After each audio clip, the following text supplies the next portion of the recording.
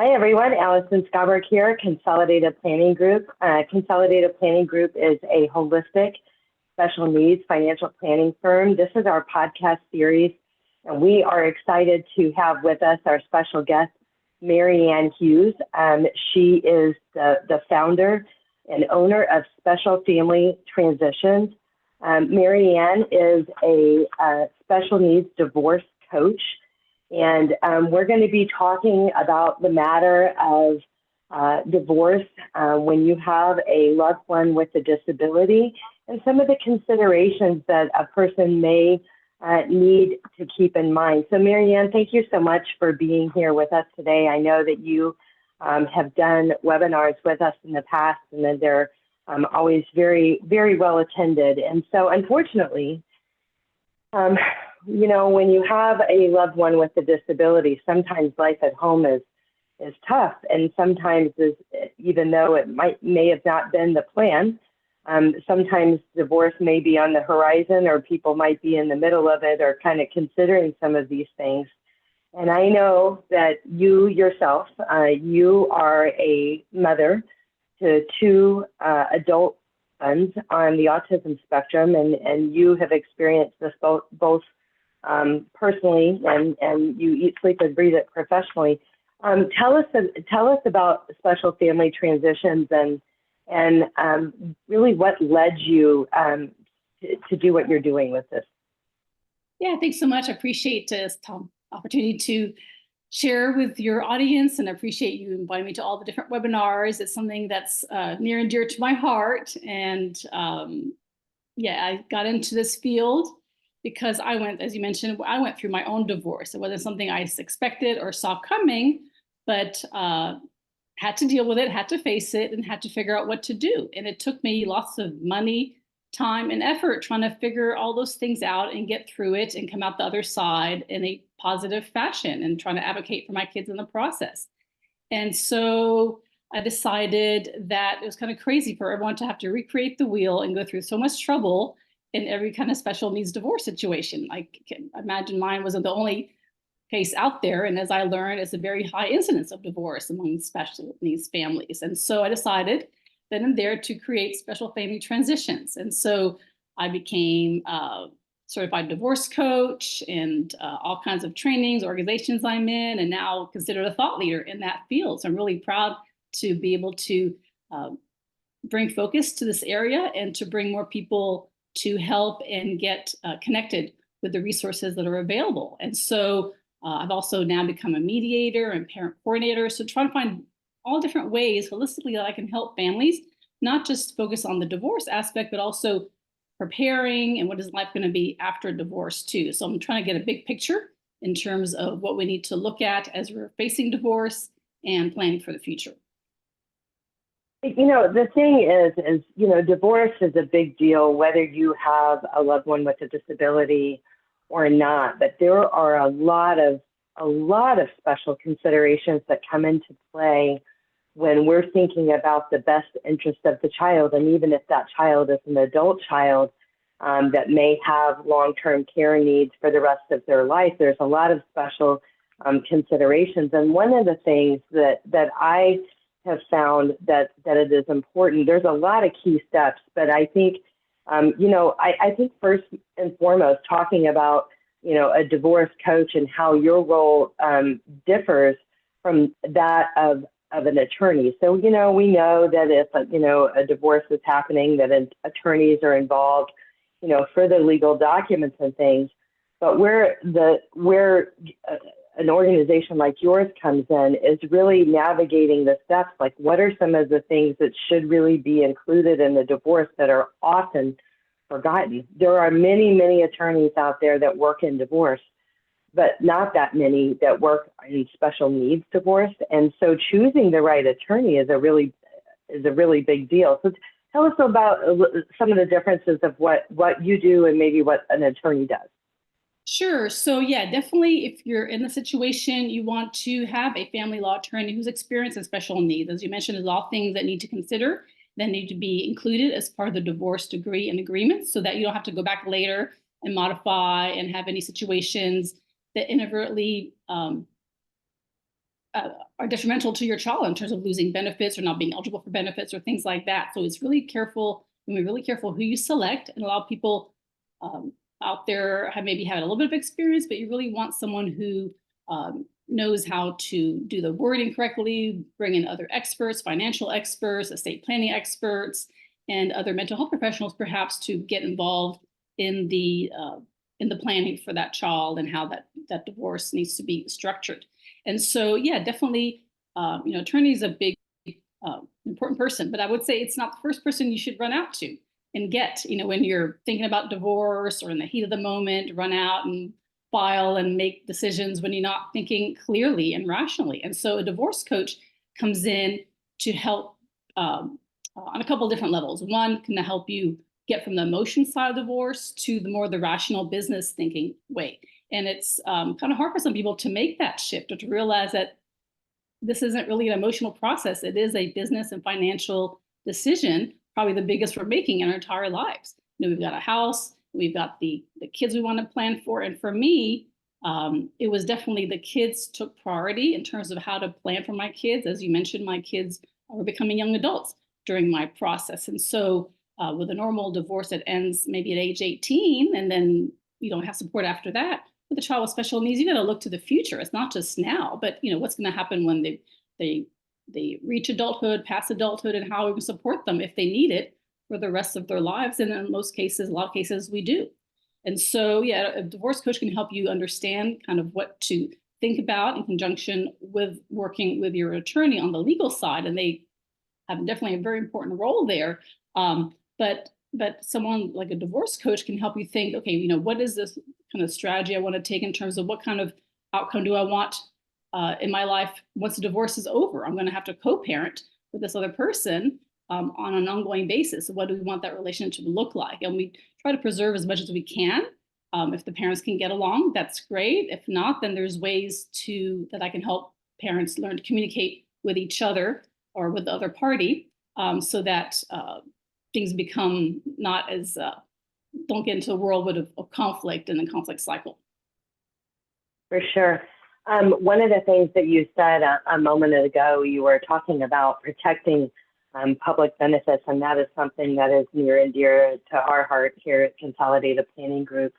And a lot of times people don't even really know that that's an issue because, your kids have been clipping along, they've been minors, they've been under age 18, you made too much money, you had, too many assets, and your disabled children didn't qualify for such programs such as SSI or Medicaid. But the truth is that everything changes when they turn 18, and it's based off of their assets and income, not yours. And that's even true if they're under a full guardianship, even true if they still live in your house, even true if you still claim them on your tax return.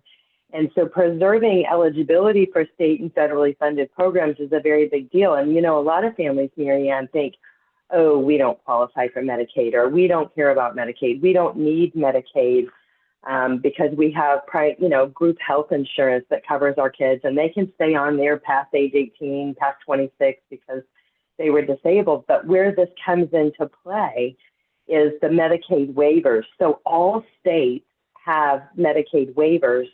And these Medicaid waivers are designed to defray some of the costs of caring for an individual with a disability to keep them in home and community-based services. They may pay for various therapies. They may pay for attendance services, respite hours, and things like that. And some of these waiver budgets, and there's a number of different waivers, but one of the bigger waiver budgets out there, the budget's like $340,000 up to $340,000 a year. So that is a very, very big deal and could be a big component to defraying some of the costs, the future care costs of a loved one with a disability. And that's another thing that I think is important is those future care cost estimates. When we're thinking about divorce, we're thinking about settlements, we're thinking about distributions of assets and things of that nature, is taking into consideration what the future care cost may be for that individual and trying to get that as fair as possible in your negotiations. So I know that that is something that you talk about a lot, but one thing that I want to bring up, and I know you've seen this too, is some of the components. I'd like to talk about some of the components that are really important considerations when it comes to divorce with special needs. And one of the ones that comes to my mind is the child support. Oftentimes, and it depends on what state you're in, but oftentimes we see child support that continues post age 18 in a divorce with a special needs loved one. But what is really, really important to understand is that when it comes to public benefits like SSI, that child support is counted as income if it is not redirected to a first-party special needs trust. So those are things that a divorce attorney that is not nuanced in special needs, they may not know how critically important it is. I know you've seen this. Tell us a little bit more about that, Mary Ann. Yeah, so definitely. I mean, as you mentioned, the financial life care planning is a big stressor and a big part of these divorces. I can tell you that's what made my divorce last so long and become so stressful, because I saw it as my job to figure out what do my kids need and what's an acceptable settlement or agreement to come to in divorce. And that's why I had to try to find financial professionals and all these different resources, which now I'm happy to that you're involved in this and then refer experts, with law and so on, because it is a big thing that needs to be front and center as part of this divorce and the discussions planning for the future. So you're not only going through divorce and all the emotion that comes with that, but you're also planning for your child's future as all in one shot, basically, and trying to divide up your financial life and so on. So there's a lot going on, but yeah, definitely, there's people need to come in and understand. Yeah, you got to work with a estate planning attorney, get the first party trust to protect the child, and be able to. A lot of people don't know that like you said, you can receive child support and still get benefits. I see notes all the time, all over Facebook, saying, "Oh, if you get child support, then you can't qualify for this, or you lost part of SSI because of all this." And so, yeah, it's great to know that people like you who can help advise and protect those kind of benefits, and so they can plan accordingly. And like you said, a lot of lawyers don't know that right now. And that's why it's important to educate them, to work with a team of people who have all that specific knowledge. Some of the other components that I've seen that I think has been effective in some documents, especially when the kids are minors and a person's going through a divorce and, a special needs divorce, is discussion and consideration and agreement of what the plan for future guardianship might be.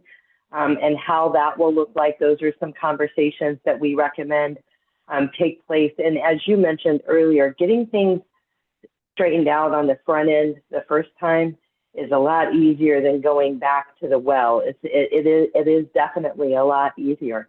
Another thing that I think about, we were talking about the future care cost estimates. Like people come to us all the time and they want to know, Allison, how much do I need to fund a special needs trust? And so we are able to put those future cost estimates together. And I like to say that we can do them small, medium, and large.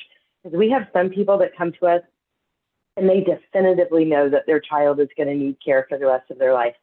We have other people that feel like their child might be able to live semi-independently and they're going to need some assistance, but not full assistance. And then some that are just want to plan for the worst, but hope for the best, but they're still hopeful and optimistic. Their kids are still getting where they're going. Their brains aren't fully formed yet, and we're still hopeful and optimistic. And so we can put those estimates together, but that lends itself to how much do we need to fund a special needs trust? And then comes the important topic of how do we fund that special needs trust? Do we fund that with current assets? Do the parents have life insurance on their lives that will essentially, the beneficiary will be the special needs trust? So those are all some of the considerations to think about, and thinking about those things early on are really, really important. What are some other components that I'm missing? I know it's very, very broad and it's kind of a pretty emotional time, but tell me some other things that are a little bit different when you have a loved one with a disability and you're going through a divorce versus not having one.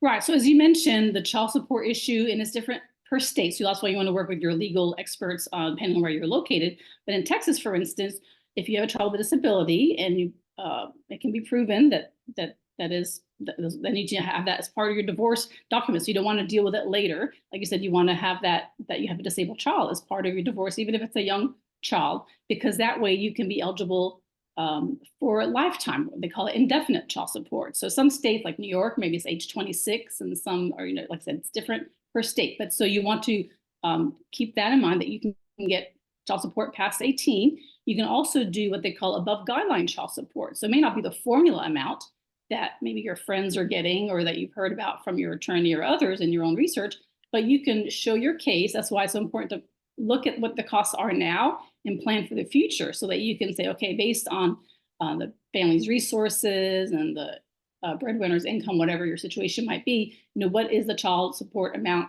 can be. So we want to work backwards. We don't want to say fight. Basically, you'll have a lot of people fight over child support, trying to get either the most or pay the least, right? But we want to turn that and do it child-centered. What does a child need, and how can we together, through, like you said, different ways of funding a trust or through child support or other ways to fund that, how can we then meet the needs of that child? And so, sometimes like there's government benefits come into play, but those aren't guaranteed, and we don't know what that's going to cover, what that child's going to need, especially when they're young. We don't know. We want, like I said, we want to hope for the best, but when they're young, say 10 years old, we don't know if they're going to need lifelong. So my advice is to have more protection for the child rather than have to deal with it later. Some lawyers advise, or some of the parties, depending if they don't want to pay now, say, well, let's just deal with it later. And that becomes a greater problem, because then a judge may not grant that as part of the modification. Say, well, you didn't ask for it before, and why is it now? So I've seen that where it becomes harder to do it later, to add that longer child support. It's better to err on the side of caution now, to do a larger amount, and then if you need to reduce in the future, that's probably better. So if you can manage that. But also you can have what they call a disproportionate division of assets. So Texas, for instance, community property state, but every situation is based on the facts of that case. So not one is what may work for somebody, may not be what happens in your situation. So they look at each case on base what's happening with that family, what the child's needs are, the circumstance between the different spouses and what was involved. You can have, at fault versus no fault divorce, and there's all kinds of things that go into that. But you can have maybe more than 50-50. You can also, in some cases, get spousal support. That's harder to get. Some people know it as alimony. Here in Texas, it's more of a spousal support. And that's harder to get, especially if you have other resources and ways to get money. For the non-working spouse, perhaps, who's spending, who's able to, you can show that you're basically spending, your energies as the caregiver for that child. And so like I said, everything's looked at in the merits of that case, and this is where the legal, experts can direct you in that. But so that, like you said, there's different ways to fund that. So I saw my divorce as different categories. One was a division of property, and the other side of it I saw was how are we going to fund our children's needs. And so they're kind of related, but still you've got to set money aside and know where to pull from and plan for the future. Like you said, life insurance and things that you can direct families on to be able to make sure that those families will have what they need for the future. So, Mary Ann, when it comes to divorce, there's the friendly divorce, and then there's the adversarial divorce, and emotions are running high.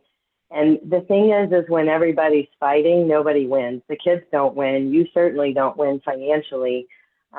You end up paying a lot of attorneys and a lot of expenses, and just because you paid an attorney doesn't mean that, it's not really a win-lose. And so we like to see, when it comes to a family that has a child or children with disabilities, looking at the best interest of the child.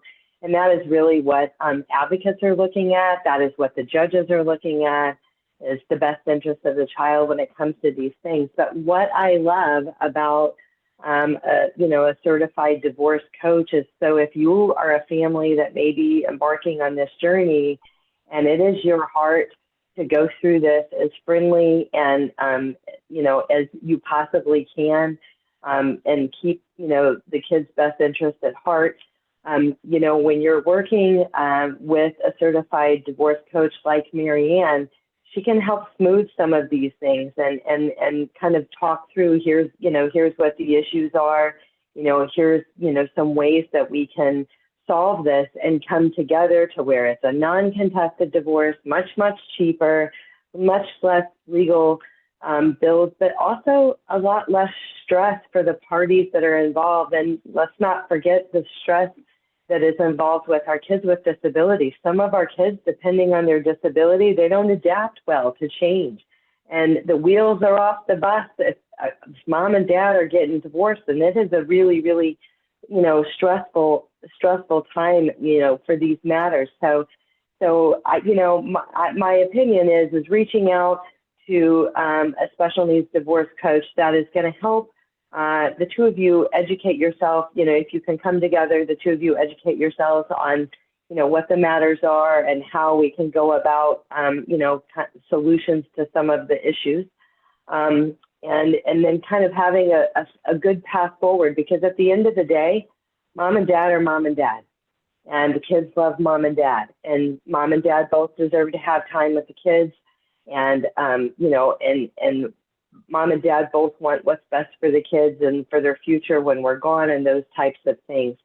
So when it comes to, I know that you have your website, specialfamilytransitions.com, and people can reach you at email Mary Ann at Special Family Transitions, but literally you are all over the internet. Your website, we've got a Facebook page, we've got an Instagram page, YouTube, TikTok, and LinkedIn. So you can definitely find Mary Ann Hughes and Special Family Transitions on the internet. If a person is kind of, kicking the tires, and do you do consultations? Or if a person wants to engage your services, how do you work, Mary Ann? Right. Yeah. So I definitely do complimentary discovery calls. So people can, like I said, find me different ways. There's a link on my website where they can send me a form. If not, email me directly. I'm happy to respond. But basically, the first step is kind of finding about your situation and discussing some strategies and ways I can help. And so, like you said, I try to put the kids first. I find out about their situation and what does that particular family need. There's certain things that we need to do to protect the kids, and transition them slowly into this whole, new world and of divorce and having mom and dad live separately. Because we want to, get through divorce, but we also make sure that our kids are protected, taken care of during the process as well as after. And so it's my goal to help parents see all the different aspects and, see this, get out of the emotion and focus on what do we need to do to move forward so that we and our kids have a successful future. And so sometimes people see divorce as something terrible, and it's hard for, definitely at the beginning, but I help people kind of look to the future and say, okay, this is just maybe an opportunity for something in the future, for a new beginning.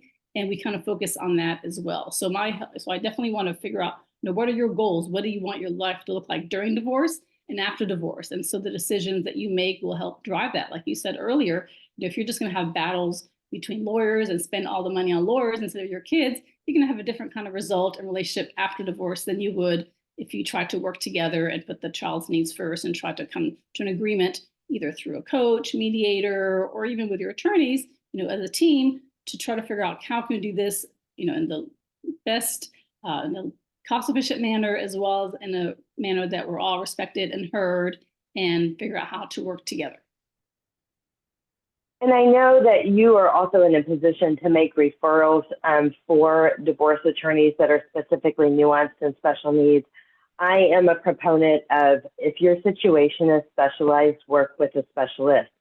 When it comes to your legal documents, guardianship, special needs trust, we want you to work with an elder law attorney that is specifically nuanced and special needs. And this is true for divorce too, but we know that some people that are listening to this, you've already hired your divorce attorney. You've already paid a retainer, and maybe you now find out that they don't have any background in special needs. So you don't have to ball that all up and throw it away. There are special needs divorce attorneys out there that would be willing to consult your attorney. So that's one way that you can, kind of fix that, if you will, without getting rid of your attorney, which we're not suggesting. But I think, having these conversations on the front end and selecting an attorney wisely is very, very important. And for our families that are listening or attending out of state, we do have referrals all across the country, but one place that I would say, if you're looking for an attorney that is specifically nuanced in special needs divorce, one way that you can go about finding this is going to the National Association of Elder Law Attorneys, not divorce attorneys, elder law attorneys, and looking up the special needs attorneys in your area. These are the attorneys that are doing the special needs trust and guardianship and wills and things like that. They are going to know who the divorce attorneys in your area are nuanced and specialized in special needs. So I think that is a good path to track one down. Do you have any other thoughts on that, Mary Ann? Yes, a great suggestion. Another one I have is I'm a co-director of the Special Needs chapter of the National Association of Divorce Professionals, NADP. And so, so definitely I have a network across the country of attorneys who are specialized family law, as well as different fields to support you in divorce. So definitely can do that. And then another certified special needs divorce coach that I'm a colleague with, we're going to start posting some of that information. So they'll be in a centrally located place where you don't have to search here and there, as I had to do to try to figure out who's who and what's what and try to find the help you need. So there is help out there. And granted, this is a very niche kind of market. So not everybody understands everything that you have to do, and it's hard to find those people, but they do exist and we do want to help.